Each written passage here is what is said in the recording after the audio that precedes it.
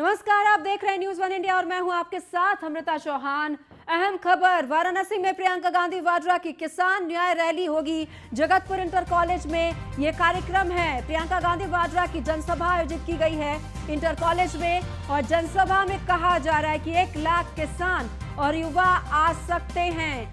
तो दावा किया गया है कि 1 लाख होगी लोगों की तादाद, किसान और युवा यहां पर पहुंचेंगे। कहा यह भी जा रहा है कि भूपेश बघेल, चरणजीत सिंह चन्नी के भी पहुंचने की संभावनाएं हैं। इसके अलावा बाबा विश्वनाथ और दुर्गापुर कुंड में प्रियंका पूजा अर्चना करेंगी। तो आपको बता दें, काशी में एक बड़ी चुनौती प्रियंका के लिए। तो चलिए आपको ग्राफिक्स के जरिए बताते हैं कि क्या कुछ कार्यक्रम है प्रियंका गांधी वाड्रा का।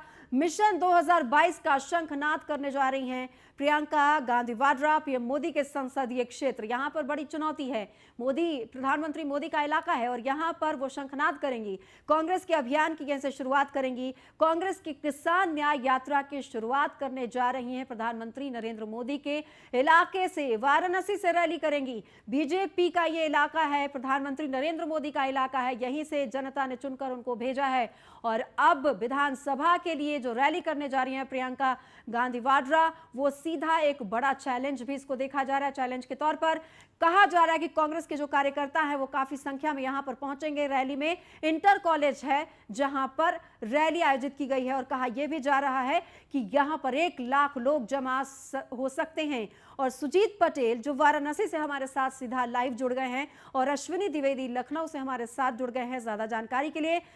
अश्विनी, प्रियंका गांधी कितने बजे निकलेंगी वाराणसी के लिए? किस तरह से यहां पर जब वो निकलेंगी यहां से तो क्या तामझाम होगा?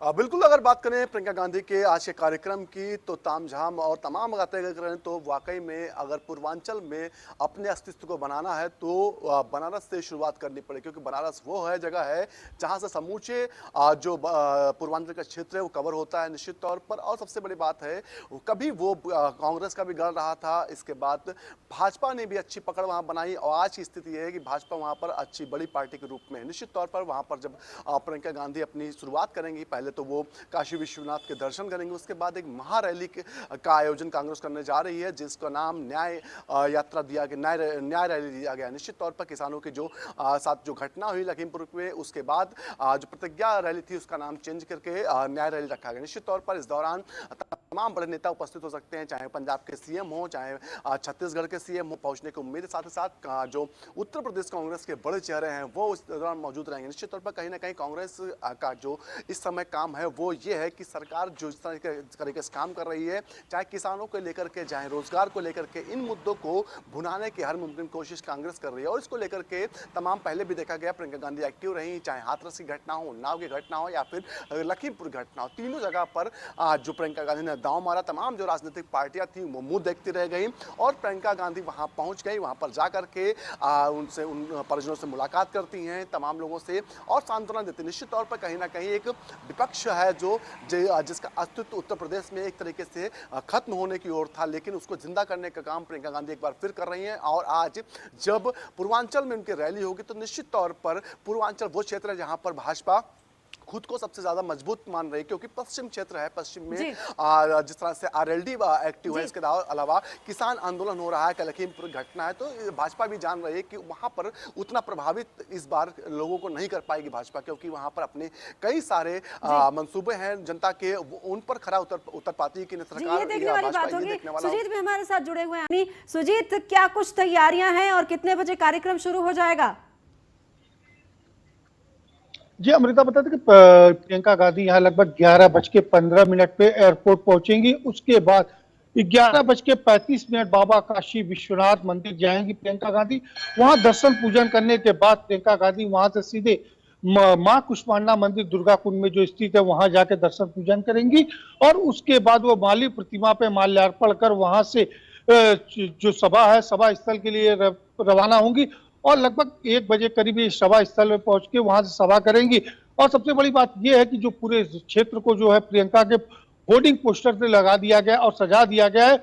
और उसके पहले भी इंदिरा गांधी यहाँ आई थी तो बाबा विश्वनाथ का दर्शन की थी और मां कुष्मांडा का दर्शन करके और वहां एक सभा की थी और सभा के बाद इंदिरा गांधी ने बहुमत से जीती थी और उसी को लेके प्रियंका पूरी उसी तरह कर रही है जैसे कभी इंदिरा गांधी किया करती थी। और प्रियंका जब आएंगी और तो प्रियंका के स्वागत के लिए बात की जाए तो एयरपोर्ट से लेके बाबा काशी विश्वनाथ हो या बीएचयू हो या फिर वहां सभा स्थल वहां तक वह पूरी भीड़ लोग उनके स्वागत के लिए तैयार है। और बात की जाए वहां प्रियंका जब आएंगी तो प्रियंका की भीड़ वहां देखने को मिलेगी क्योंकि जो पूर्वांचल के आसपास जिले हैं वो जिले से भी लोग वहां जगतपुर इंटर कॉलेज में आएंगे। लगभग 1 लाख बताया जा रहा है कि भीड़ होगी और देखना यह है कि अब भीड़ 1 लाख होती है या उससे कम होती है। लेकिन सबसे बड़ी बात यह है कि 2022 विधानसभा चुनाव जो आ रहा है उसके आगे का वाराणसी से जो प्रधानमंत्री का संसदीय क्षेत्र है उस जगह से बिगुल फूकना और एक शंखानंद करना, यहाँ से एक अच्छी कोई ना कोई शुरुआत करेंगे। और जो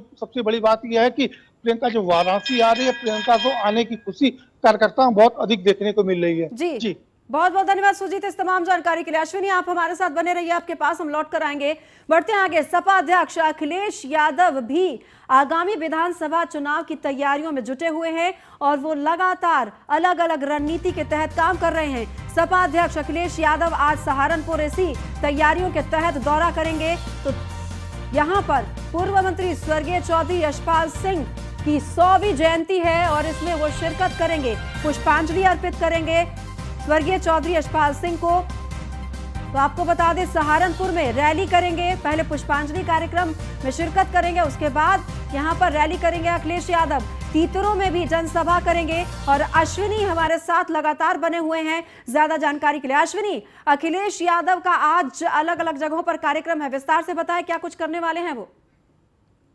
बिल्कुल, आज जो अखिलेश यादव हैं उनका सहारनपुर का दौरा है। इस दौरान वो स्वर्गीय चौधरी यशपाल सिंह हैं जो उनको माल्यार्पण करेंगे, उनकी प्रतिमा को माल्यार्पण करेंगे, साथ ही साथ वहां पर एक जनसभा को संबोधित करेंगे। निश्चित तौर पर इस दौरान सबसे महत्वपूर्ण बात यह है कि अब जो भी कार्यक्रम राजनीतिक पार्टियों के लग रहे हैं, जो भी बड़े राजनेता हैं दौरे कर रहे हैं, लेकिन उन दौरों के पीछे कहीं ना कहीं जो लक्ष्य है 2022 का विधानसभा चुनाव है, निश्चित तौर पर इसको लेकर के इससे पहले भी देखा गया अखिलेश यादव तमाम जगहों के दौरे कर चुके हैं। निश्चित तौर पे एक बार फिर आज सहारनपुर पहुंचेंगे और वहां पर जनता से मुलाकात करेंगे, वहां लोगों से, कार्यकर्ताओं से मुलाकात करेंगे। निश्चित तौर पर इस दौरान वो सरकार पर जमकर हमला भी करेंगे क्योंकि सहारनपुर वो क्षेत्र है जहां पर जो किसान आंदोलन है उसका काफी असर दिखने को मिल रहा है। ऐसे में कहीं ना कहीं जो अखिलेश यादव हैं उसको भुनाने की कोशिश करेंगे कि 2022 में जो गुस्सा है किसानों का वो कहीं ना कहीं वोट के रूप में सपा के साथ पास आए। निश्चित तौर पर इसको लेकर के एक बड़ी जनसभा वहां पर दिखाई देगी। जी बहुत बहुत धन्यवाद अश्विनी आपका इस तमाम जानकारी के लिए। तो आपको बता दें कि यहाँ पर एक बड़ी बात यह है कि लगातार है वो सभी अलग अलग जगहों पर अपनी रणनीति के तहत रैली कर रहे हैं, जनसभा कर रहे हैं। और सपा अध्यक्ष अखिलेश यादव भी आज सहारनपुर दौरा करेंगे, तीतर में भी उनकी रैली है। तो देखना यह होगा कि यहां पर कितनी तादाद में लोग जुड़ते हैं और किस तरह का रिस्पांस मिलता है। दरअसल आशीष मिश्रा गिरफ्तार हो चुके हैं और सही जवाब नहीं दिया था, उन्हें लगातार 12 घंटे तक पूछताछ की गई थी और उसके बाद बीती रात 12:30 बजे उनको जेल भेज दिया गया। आपको बता दें कि लखीमपुर खीरी घटना मामले में अजय टेनी का बेटा आशीष मिश्रा गिरफ्तार कर लिया गया है। कल सुबह ही क्राइम ब्रांच में पेश हुआ था आशीष मिश्रा और लगातार 12 घंटे से भी ज्यादा पूछताछ हुई थी और उसके बाद जब क्राइम ब्रांच संतुष्ट नहीं हुई पूछताछ से, जब वो अपनी बेगुनाही साबित नहीं कर पाए तो उन्हें गिरफ्तार कर लिया गया। और आपको बता दें कि अब कोर्ट में उन्हें ले जाया जाएगा। आज तो रविवार है, कोर्ट नहीं जा सकते हैं, कोर्ट बंद है, तो ऐसे में इंतजार करना होगा। आज का दिन भी उन्हें बिताना पड़ेगा जेल में ही।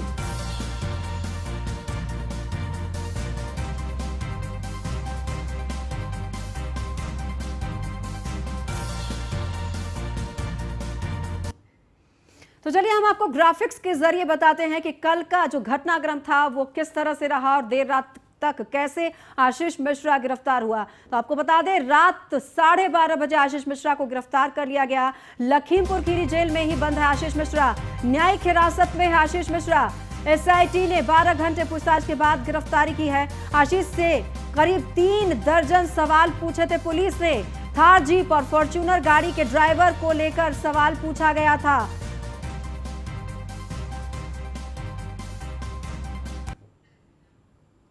और ज्यादा जानकारी के लिए अवध जायसवाल हमारे साथ लखीमपुर खीरी से लाइव जुड़ गए हैं। अवध, देर रात तक क्या कुछ सवाल पूछे गए थे आशीष मिश्रा से गिरफ्तारी से पहले? देखिए, आपको बता दें कि आशीष मिश्रा से गिरफ्तारी के पहले 40 सवाल पूछे गए, जिसमें कुछ सवाल है। सबसे पहला उनसे सवाल ये पूछा गया, जो एसआईटी टीम के अधिकारी थे, उन्होंने सबसे पहला सवाल यह पूछा कि आखिरकार घटना वाले दिन कहाँ थे। तो उनका जवाब था कि घटना वाले दिन वो गांव में, जो उनके बनबीरपुर गांव में दंगल चल रहा था, वहां पे थे। उनसे दूसरा सवाल ये पूछा गया कि आखिरकार थार गाड़ी जो थी वो किसके इशारे पर घटनास्थल पर पहुंची और उसमें कौन से लोग सवार थे। उसका जवाब भी आशीष मिश्रा सही तौर पे नहीं दे पाए और उन्होंने अपने बचाव में कुल 18 वीडियो पेश किए। इसमें सबसे प्रमुख बात यह है कि घटना का समय था 3 बजे का, उसमें जो आशीष मिश्रा ने वीडियो दिए अपने यानी बचाव पक्ष में, उसमें 2:36 से लेकर और 3:30 बजे तक का कोई वीडियो, वहां का साक्ष्य जो दंगल के साक्ष्य के वीडियो दिए थे वहां पे वीडियो नहीं। इसको लेकर एसआईटी का शक गहराया। और तीसरा चौथा आखिरी यानी अहम सवाल यह था कि जो थार गाड़ी में कारतूस के 315 कारतूस के खोखे मिले थे, वो खोखे यानी किसके थे, किस लाइसेंस के थे और किस तरह के से आए थे। पांचवा उनसे अहम सवाल यह था कि आखिरकार जब थार गाड़ी एक किसान को रौंदती है तो उसका ब्रेक क्यों नहीं लगा। ऐसे तमाम सवाल थे जिनको लेकर आशीष मिश्रा मोनू से सवाल किए गए, लेकिन आशीष मिश्रा मोनू जो थे यानी एसआईटी को संतुष्ट नहीं कर पाए।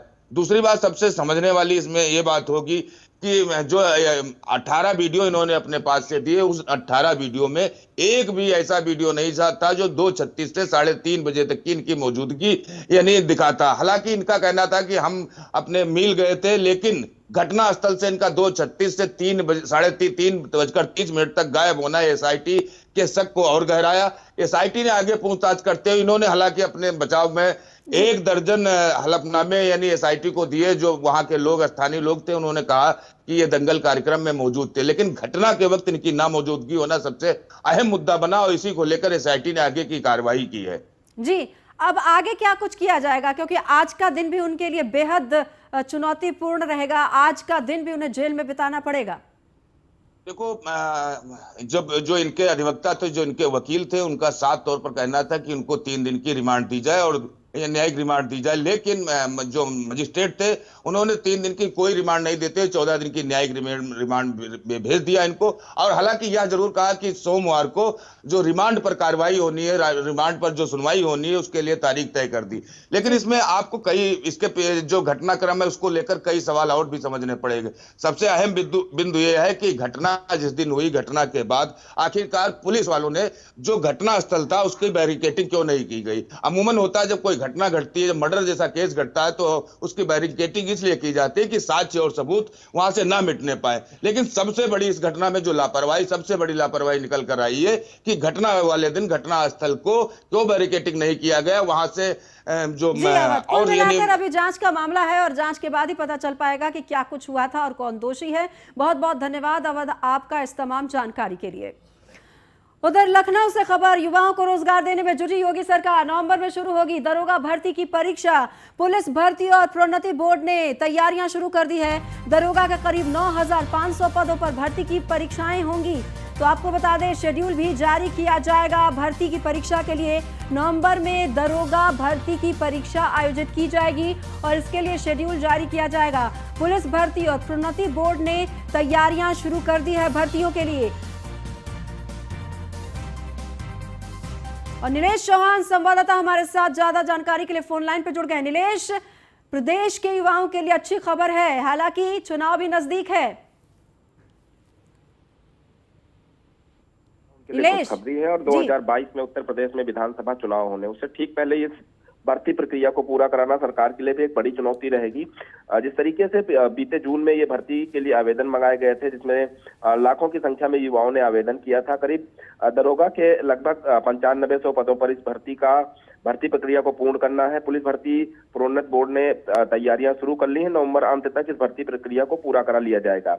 अब देखना होगा कि नवंबर अंत तक जब ये भर्ती प्रक्रिया पूरी हो जाती है तो इसके परिणाम कब तक आते हैं। लेकिन युवाओं के लिए, खासतौर पर जो दरोगा भर्ती में जिन युवाओं ने आवेदन किया था, उनके लिए खुशखबरी है। और उत्तर प्रदेश के उन युवाओं के लिए जो पुलिस में भर्ती होकर उत्तर प्रदेश की जनता की सेवा करना चाहते हैं, उनके लिए भी ये जी। बड़ी खुशखबरी मानी जा रही है। जी, बहुत बहुत धन्यवाद आपका नीलेश इस तमाम जानकारी के लिए।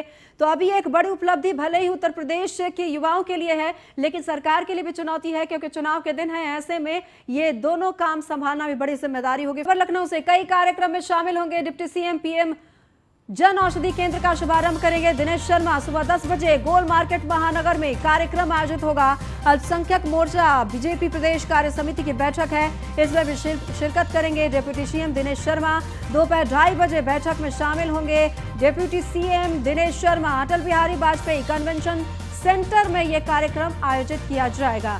तो आपको बता दें कि आज डिप्टी सीएम दिनेश शर्मा भी व्यस्त रहने वाले हैं। दोपहर 2:30 बजे बैठक में शामिल होंगे।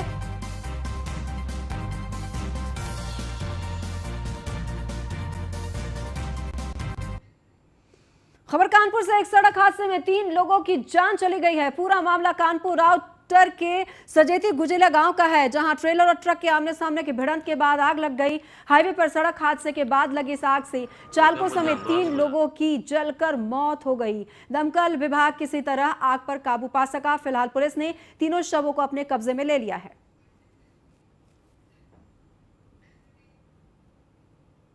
फिलहाल इस बुलेटिन में इतना ही। नमस्कार।